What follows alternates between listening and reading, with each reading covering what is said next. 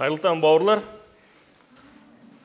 Сонымен біздің теология сабағымызды жалғастыратын боламыз.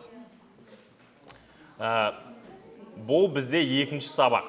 Біз оны өткенде Ердос бауырым, естеріңізде болса, Ердос бауырымыз бастаған бұл сабақты. Мен оны бүгін жалғастырып, бүгін біз оны аяқтайтын боламыз. Ең бірінші сабақ, естеріңізде, ол келіктап деген не?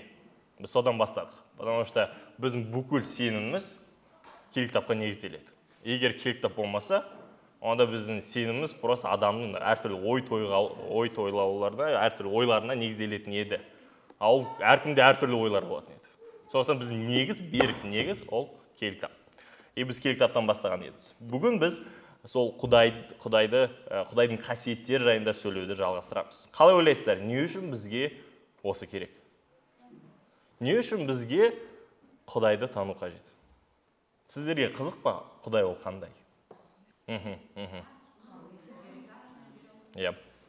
Мысалы, бір адаммен қарым-қатынаста болу үшін ол адамды білу қажет па?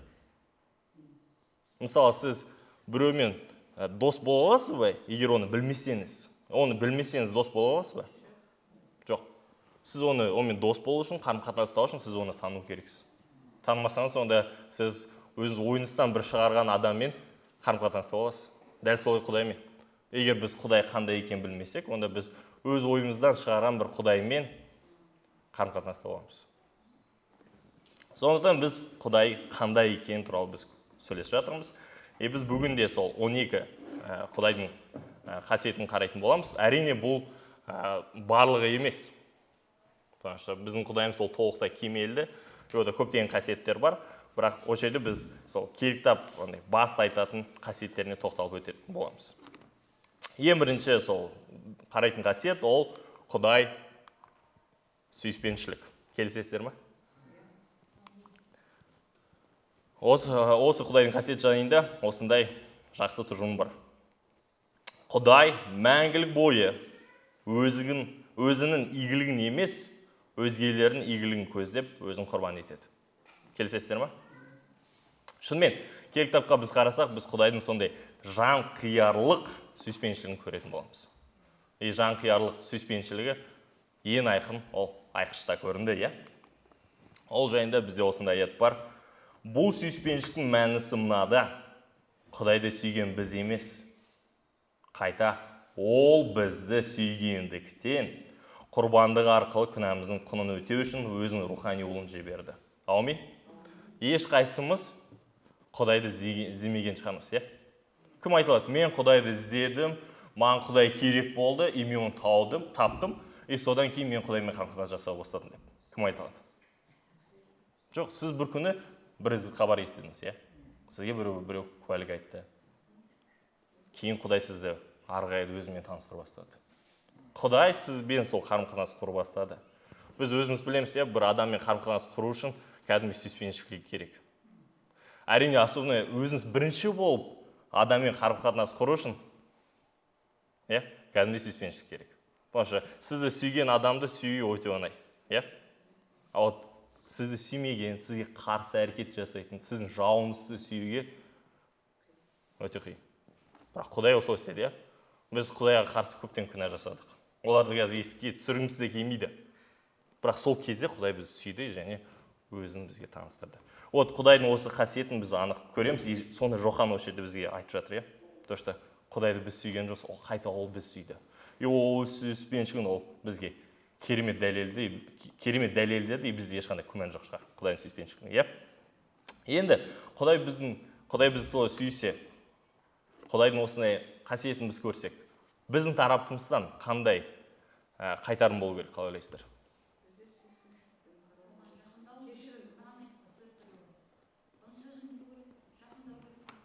Иә. Осы жерде можно, иә, өте жақсы. Осы жерде екі басты өсиетті еске түсірсек болады, иә? Ең бірінші өсиет ол Құдайды сүй және маңайындағы адамды сүй. Сонымен, егер сіз сол Құдайдың сүйіспеншілігін танысаңыз, онда сіз міндетті түрде сол сүйіспеншілікпен бөлісу қажетсіз. Егер сіз онымен бөліспесеңіз, онда сіз әлі де Құдайдың Қаншалықты сізді сүйді, қаншалықты сіз сүйкімсізсіз, бірақ Құдай сізді сүйді, сіз оны түсінбейсіз. Сондықтан Құдайдың сүйіспеншілігі бізді басқаларды сүюге шақырады. Аумин. Давайте келесі Құдайдың қасиеті. Құдай киелі. Қалай ойлайсыздар? Құдай киелі деген ол не білдіреді? Сіздер үшін киелік деген ол не?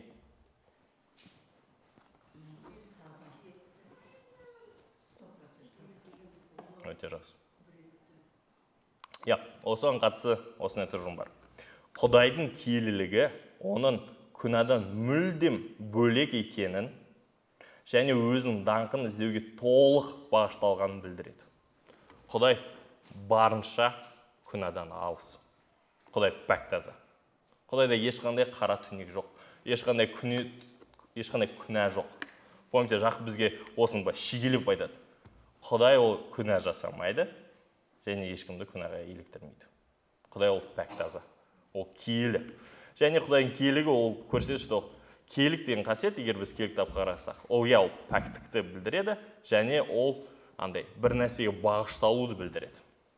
Мысалы, ғибадатханада, естеріңізде болса, киелік кітапта айтады, что әртүрлі саймандар болған, құрбандық шалу үшін. И ол саймандарды да киелі деп атайды. Бұл олардың как-то бір моральный бір қасиетін білдірмейді, олар тірі жан емес. Бірақ олардың бір нәрсеге бөлінгенін білдіреді. Бір нәрсеге бағышталғанын білдіреді. Арнайы бір нәрсе. И вот Құдайдың бағышталғаны киелігі көрсетеді, что ол өзінің даңқын іздеуге бағышталған. Әрине, әрқайсымыз егер өз даңқымызды іздеуге барсақ, ол әрине ол өзімшілдік. Бірақ Құдайға ол өзімшілдік болмайды. Почему? Потому что Құдай даңқа лайық. Құдайдан басқа ешкімнің даңқы лайық емес. Сондықтан егер ол даңқты іздесе, ол дұрыс. Сонымен, ал біздің осындай Құдайдың қасиетіне қандай қайтарым болу керек, қалай ойлайсыздар? Қандай жауап болу керек біздің тарапымыздан?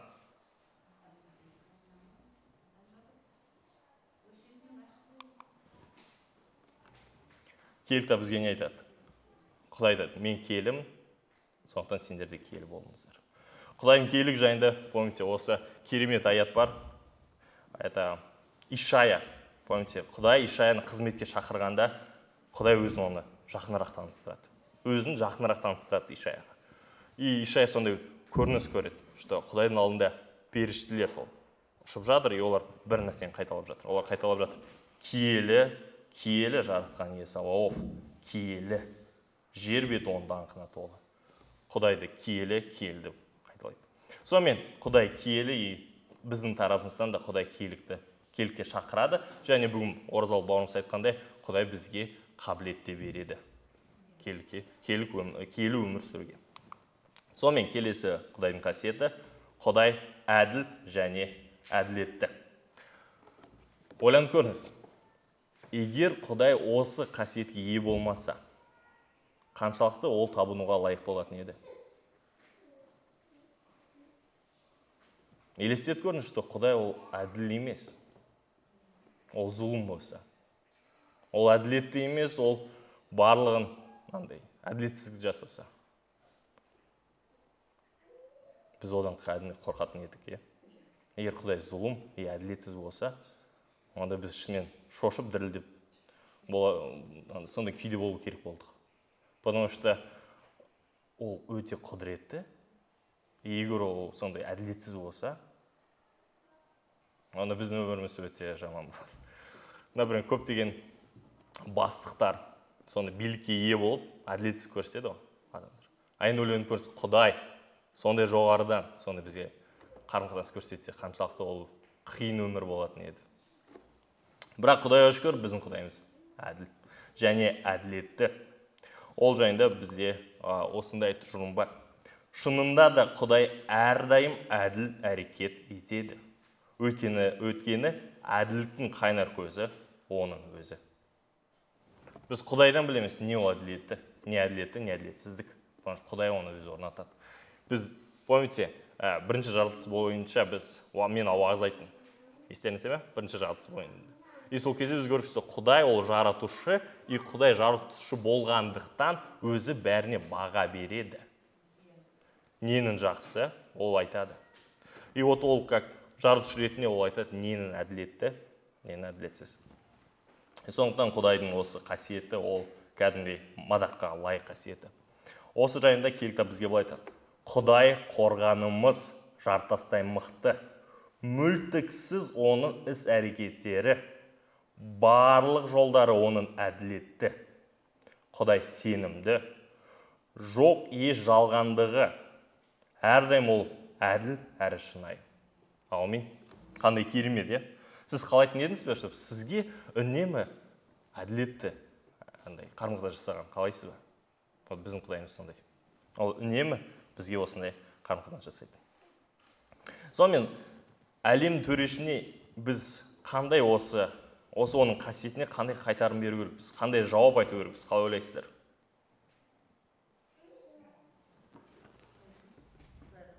Иә, осы Құдайдың қасиетін біле тұра, біз өз тарапымыздан не істеу керекпіз?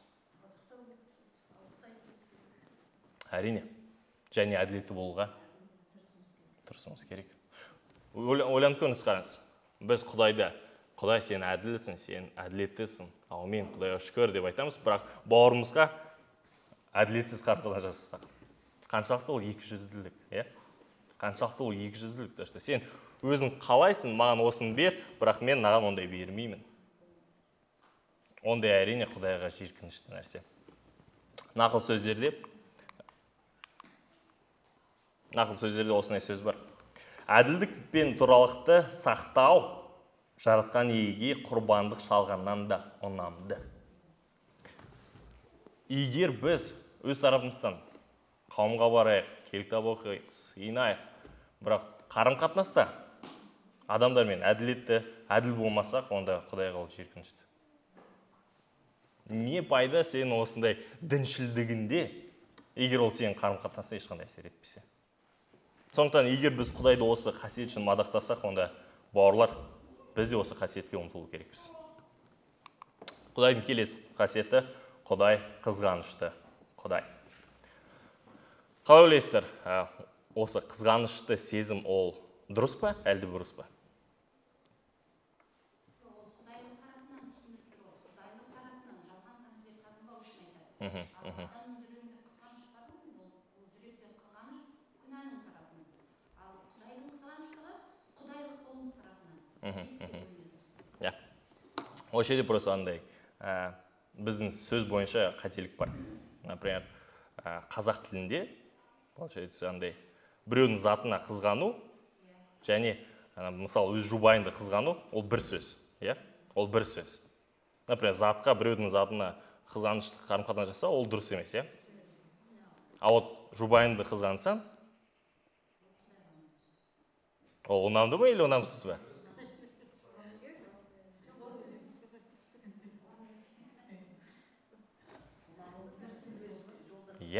Иә. Ол дұрыс нәрсе, потому что сен сүйгендіктен қызғанасың. Құдай да бізді сүйгендіктен қызғанады. Егер бізді Құдай сүймесе, оған бәрібір болатын еді. Кімге табынса, соған табына бер, кімді Құдай дейсен, соны Құдай дей бер, маған бәрібір. Бірақ Құдай ондай емес, ол бізді сүйеді. Біз жаңа көрдік, ең бірінші Құдайдың қасиеті ол сүйіспеншілікті Құдай. Ол бізді сүйгендіктен ол бізді қызғанады. Ол қаламайды, что біз басқа бір нәрсені Құдай қылып, соған табынғанымызды ол қаламайды. Потому что айтады, мен сен Құдай, мен саған беріп жатырмын осының бәрін. Сондықтан Құдай қызғанышты Құдай, ол өте керемет шындық. Ол Құдайдың бізге сүйіспеншілігін көрсетеді. Ол жайында осындай бізде тұжырымдар бар. Құдай бүкіл мадақ пен даңқтың тек өзіне ғана тиесілі болғанын қалайды. Құдай сіздің өміріңізге әртүрлі көптеген игі әрекеттер жасайды. Сіздің бүгін оянғаныңыз, сіздің қасыңызда отбасыңыз бар болғаны, сіздің күнделікті жейтін тамағыңыз бар болғаны, сізді сүйетін, сізді құрметтейтін адамдар болғаны да, ол барлық Құдайдың сүйіспеншілігі сізге. И сондықтан Құдай қалайды, чтобы сіз оны сол үшін мадақтасыңыз. Әрине Құдай мадаққа ол андай зәру емес, бірақ мадақ бізге не нәрсе үйретеді? Потому что біз Құдайға тәуелді екенімізді көрсетеді. Сонымен Құдай қызғанышты Құдай, ол қалайды, чтобы біз оны даңқтағанымыз. Оны даңқтағанымызды қалайды. Киелі кітап осындай сөз айтады. Мен мен Құдайдың жаратқан емін, қызғанышты Құдаймын. Құдай өзін осылай өз халқына таныстырады. Сонымен, егер Құдай қызғанышты Құдай болса, онда біз барлық мадақ пен даңқты Құдайға беру керекпіз. Бұнша ол соған лайық. Ол соған лайық. Келесі қасиетті қарайық. Құдай күнәға қаһарланады. Қалай ойлайсыздар? Егер Құдай күнәға қаһарланбаса, қалай болатын еді?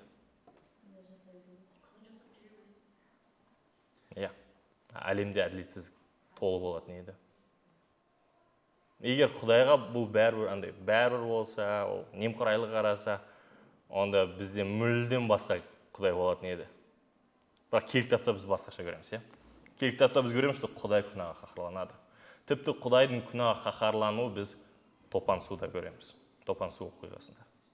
Елестетіп көріңіз. Бір ғана отбасы. Мысалы, сіз және сіздің балаларыңыз ғана құтқарылды. Қалған бүкіл жер әлемі қайтыс болды. Қаншалықты Құдай күнәні жек көреді. Что ол тіпті даже бүкіл адамдарды осылай өлтірді. Тағы да Құдайдың күнәға қаһарланатыны жайында бізге тозақ куәлік береді. Елестетіп көріңіз, қаншалықты адам қателік или күнә жасау керек, что Құдай оны өмір бойы, мәңгілік бойы тозақта ұстайды. Қаншалықты Құдайға бұл ұнамсыз. Қаншалықты Құдай осыған қаһарланады. Мысалы, сіз өз балаңызға өмір бойы реніш сақтай аласыз ба? Бірақ Құдай мәңгілік бойы адамды жазалайды. Бұл Құдайдың қаншалықты ол жек көретін, күнәні қаншалықты жек көретін ашық, прям айқын көрсететін куәлігі. Құдай күнәға қаһарланады. Осы қасиетке осындай тұжырымдар айтуға болады. Құдай күнәні қатты жек көреді. Оның қаһары күнәға қарсы жанады. Сол жайында бізде келесі кітапта осындай аят бар. Құдай көктен адамдардың барлық азғындығы мен әділетсіздігіне қарсы өз қаһарын білдіреді. Себебі олар әділетсіз істер арқылы шындықты аяққа басады. Құдайға бұл өте ұнамайды. Бірақ Құдайға шүкір, Иса Мәсіхтің құрбандығы арқылы Құдай бізді кешірді. Егер Құдай бізді кешірмеген болса, онда біз де сол прямой, сол тозаққа баратын едік. Потому что біздің істеріміз соған ғана лайық. Біз бүкіл өмірімізбен соған ғана лайықты әрекет ете аламыз. Тозаққа баруға. Бірақ Құдайдың рахымы, что ол бізді сол Иса Мәсіх арқылы кешірді. Сонымен, енді біз сол Мәсіхпен татуластық. Біз Құдайдың кешіріміне болдық. Енді біз қандай қарым-қатынас жасау керекпіз? Қандай қайтарым жасау керекпіз? Мысалы, сіздің жақын адамыңызға бір зат ұнамаса, қатты ұнамаса, сіз сол істі жасаудан өзіңізді аулақ етесіз бе? Өзіңізді аулақ ұстайсыз ба? Потому что сіз оны сүйесіз, сіз оны ренжіткіңіз келмейді. Сіз оны көңіліңіз қалдырғыңыз келмейді. Сіз оны қуанып, оған лайықты іс-әрекет жасағыңыз келеді. Сол сияқты егер қараңыз, Құдай сізді сүйеді шынымен, бірақ ол сіздің күнәһар істеріңізді құптамайды. Ол ашуланады. Ол жек көреді оны. Ол қаһарланады сіздің ісіңізге. Сондықтан бұл Құдайдың қасиеті бізді ойландыру керек. Күнә жасаудың алдында бізге еске түсіру керек, что біріншіден Құдай ол барлық жақта болушы. Құдай жоқ жер жоқ, ол барлық жерде бар. Оның көзі көрмейтін андай бұрыш тесік жоқ. Сіз ешқайда қала алмайсыз. И вот сіздің ісіңізді Құдай көреді. Егер сіз күнәһар істесеңіз, онда сіздің әкеңіз қаһарланады. Ол сізге ашуланады. Оған ол іс ұнамайды. Сондықтан осы қасиет бізді киелі өмір сүруге жетелесін. Аумин. Құдайдың келесі қасиетін қарайық. Құдай өз еркін орындайды. Осы жайында осындай тұжырым айтуға болады. Құдайдың еркі болып жатқан бәрін негізгі себебі. Құдайдың еркі болып жатқан бәрін негізгі себебі. Келісесіздер ме осымен? Мысалы, ал соғыс болып жатса, Құдайдың еркісі бар ма сол нәрседе? Мысалы, сіздің балаңыз қайтыс болса, Құдайдың еркісі бар ма сол нәрседе?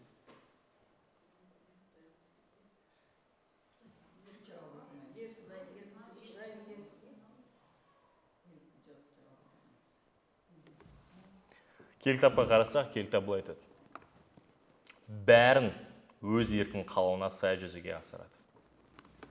Яғни ешқандай бұл іс қатысты емес, бұл қатысты деп бөле алмайсыз. Барлығы, әлемде болып жатқан барлығы Құдайдың еркімен болады. Әрине, бұл бізді кейбір кезде ойландырады. Ал Құдайға бұл оңай ма деген сұрақ болады бізде. Құдайға оңай ма, что әлемде соғыс болып жатыр? Құдайға оңай ма, что менің балам қайтыс болды? Құдайға оңай ма, что көптеген кішкентай балалар нанға зәру болып, аштықтан өліп жатыр? Бұл Құдайға оңай ма? Осындай сұрақтар болады. Атеистер көптеген осы сұрақтармен алып келеді. Мысалы, әлемде педофилия бар.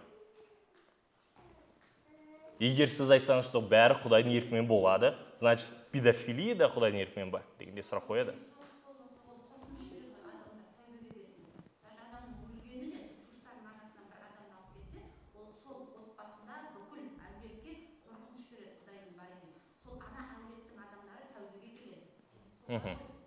Ал мысалы, например, Құдай сақтасын, бірақ сіздің үйіңізге сол соғыс кезінде бомба құлап, сіздің бүкіл отбасыңыз. Сіз Құдайға даңқ деп айтасыз ба осы үшін? Құдайға шүкір сіздің сеніміңіз үшін. Сонымен осы қиын сұрақтар, шынымен қиын сұрақтар. Бірақ кітап бізге не көрсетеді? Кітап көрсетеді, что Құдай адамға ерік берді. Адамдың еркі бар. Адам ол робот емес, және Құдайдың да еркі бар. Осы жерге осы шындықты түсіну үшін дұрыс емес ілімдерге, дұрыс емес ойларға бармау үшін біз осыны шегелеу керек, что біріншіден қараңыздар. Адамдар әрқашан өз еркін жасайды. Например, сіздер бүгін өз еркіңізбен осы жаққа келдіңіз. Сіз ешкім ертерген жоқ. Мысалы, сіз ояндыңыз былай. Сіз бір нәрсе тартқан жоқ, көйті бір құбылыс, бір күшсіз алып келген жоқ. Сіз өз аяғыңызбен келдіңіз, сіз өзіңіз еркіңіз.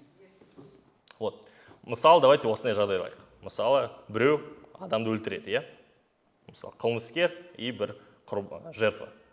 И қылмыскер ол өзі таңдайды бұл адамды өлтіруге.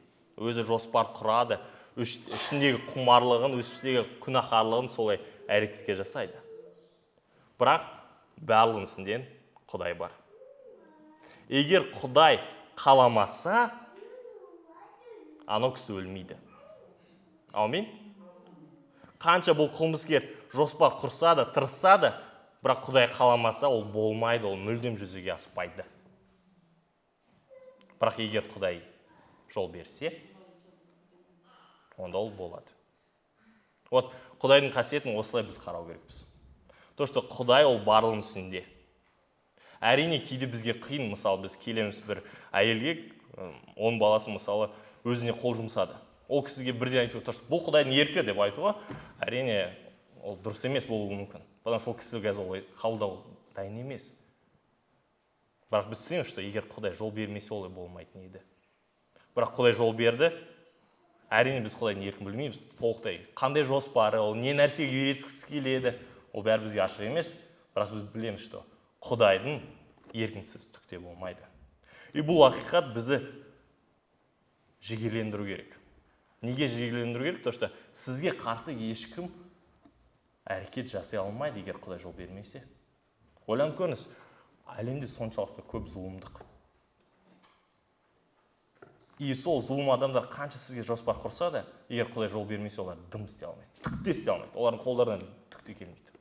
Потому что Құдайдың еркі барлық адамдардан жоғары. Барлық еріктен жоғары Құдайдың еркі.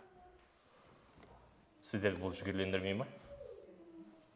Қандай керемет, Помните, даже Дәуіт солай айтады, мен бейқам ұйықтай аламын дейді.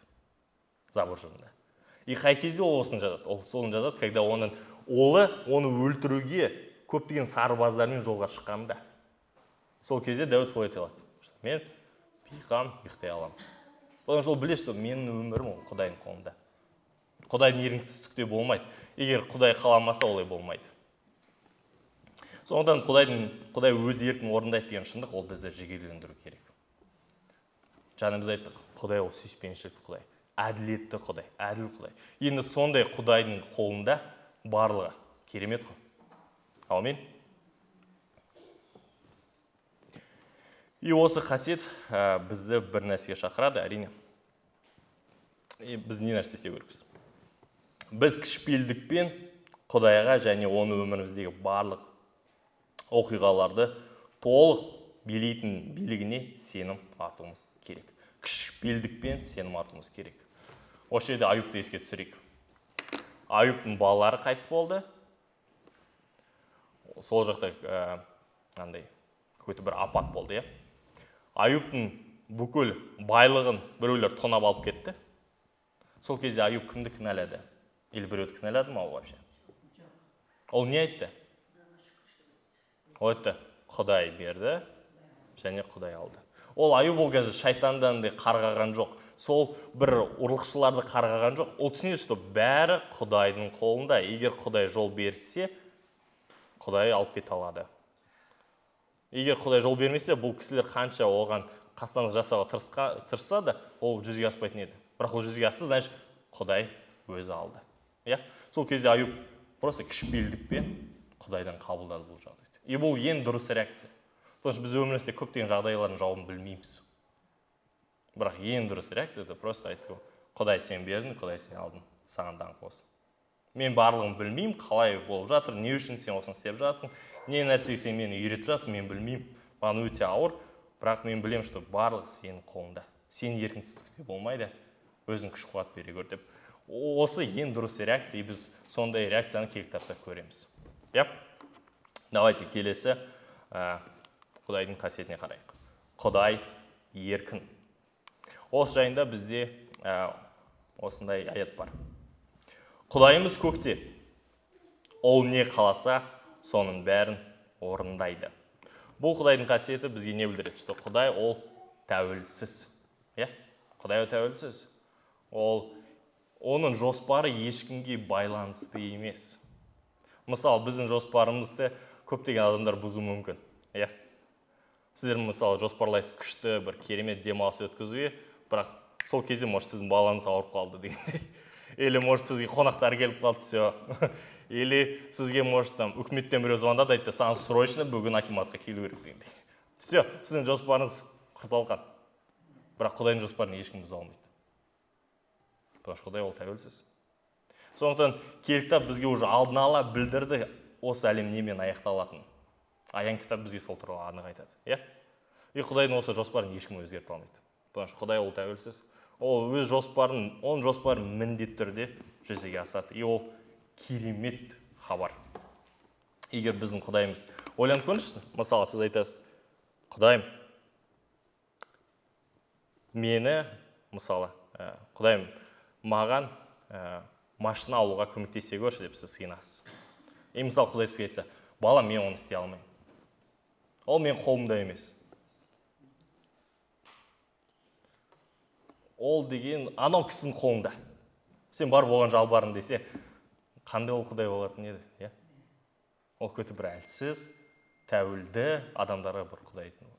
Бірақ біздің Құдайымыз сондай емес, и кітап бізге осыны жариялайды, что Құдай көкте, ол не қаласа, соның бәрін орындайды. Аумин. Давайте, Құдайдың еркі біз үшін игілік. Аумин. Давайте келесі Құдайдың қасиеті. Құдай бәріне құдіретті. Осы жайында бізде осындай аят бар. Сен үшін мүмкін емес еш нәрсе жоқ. Керемет, Осыны айтып жүрмін. Құдай өзін киелі еркін толық орындауға қабілетті. Ол бүкіл құдіретке, бүкіл билікке ие. Құдай бізге өзін ниетін орындау үшін белгілі бір күш берген. Біз жаңа сол туралы айттық. Оразалы бауырымыз сол туралы айтты, Құдай бізге қабілетті берді, көп нәрсе берді, түсіндірді бізге. Сол шектеулі күшімізді дұрыс пайдаланғанда біз Құдайға еліктейміз. Вот біздің тарапымыздан Құдай бізге де бір определенный күш берді. Егер біз өз жауапкершілігімізді, өз күшімізді дұрыс қолданғанда біз Құдайды әрине мадақтаймыз. Келесі Құдайдың қасиеті. Құдай кемелді Құдай. Құдай барлық жағынан кемел. Оның бойында барлық жақсы қасиеттер толық бар және оған ештеңе аз емес, барлығы жетіп тұр. Бұл қасиет бізді керемет үйретеді. Мысалы, біздің сүйіспеншілігіміз кемелді емес. Біздің сүйіспеншілігіміз кейде жетпей қалады. Кейде біз сүйіспеншілік таныта алмай, уже кәдімгідей бас салып, уже ұрысып кетеміз. Бірақ Құдай ол кемелді. Оның сүйіспеншілігі үнемі 100%. Оның сүйіспеншілік шамамен 80-90 дегенде емес. Ол үнемі 100%. Вот кемелді деген сөз, то, что Құдайдың барлық қасиеттері толық. Ешқайсы былай, мынандай мөлшерінде, мынау кішкене, мынау көбірек дегенде ондай емес. Құдайда барлық қасиеттері толық. Мәсіхтің ерлігінің арқасында біз бүкіл өміріміз бойы рухани өсіп кемелдене аламыз. Құдай бізді кемелдікке де шақырады. Қараңыздар, Құдай ол көйті бір жауыз кісі емес, то, что бізді былай рухани жолға қойды, и айтты, давай, енді өзің жүр, кемелдене бер, давай, келі бол, давай, сүйіспеншілік көрсет, мынандай бол деп бізге просто мойнымызға былай іліп тастаған жоқ. Ол бізге қабілетте күш береді. Бірақ соны беріп, ол бізде шақырады. Давай, сүйіспеншілікке үйрен, сүйіспеншілік көрсет. Әділ бол, әділеттікті көрсет. Сен де кемелді болуға ұмтыл деп Құдай бізге көмектеседі. Сондықтан Құдайдың осы кемелді деген қасиет, ол бізді де әрине кемелдікке шақырады. Құдайдың келесі қасиеті, Құдай бақытты. Қалай сөз? Шынымен Құдай бақытты ма? Сіз бақыттысыз ба?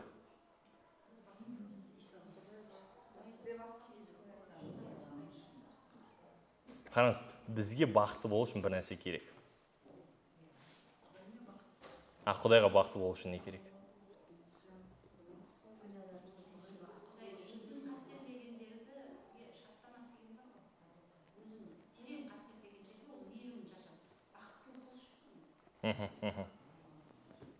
Құдай ол бақытты, потому что ол Құдай тәуелсіз. Біз тәуелді болған соң бізге бір нәрсе керек. Мысалы, бізге Құдай керек. Құдайсыз біз бақытты бола алмаймыз. Потому что бұл өмір кәдімгідей бүгін бар, ертең жоқ қандай көптеген суетаға толы өмір. Бізге міндетті түрде мағына керек, Құдай керек, мағыналы өмір керек.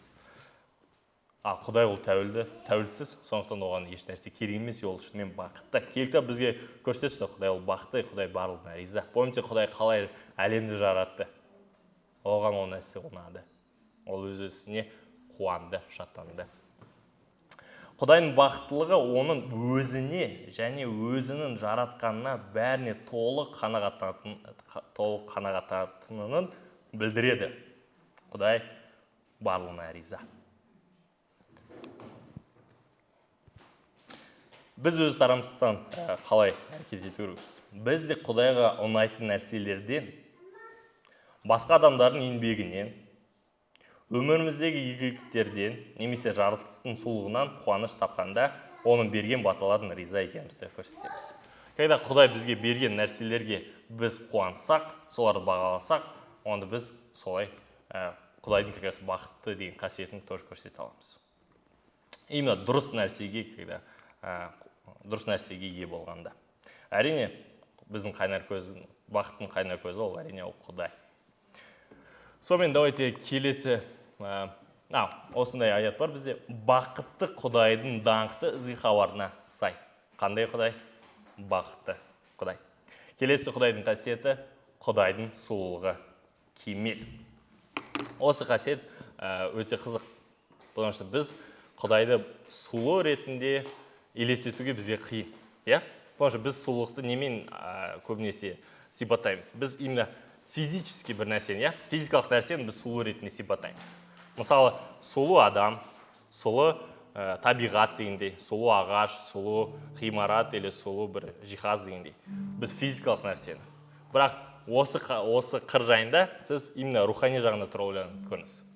Ойланып көріңіз, что Құдай ол сүйіспеншілік Құдай, ол құдіретті Құдай, ол әділ Құдай, ол әділетті Құдай.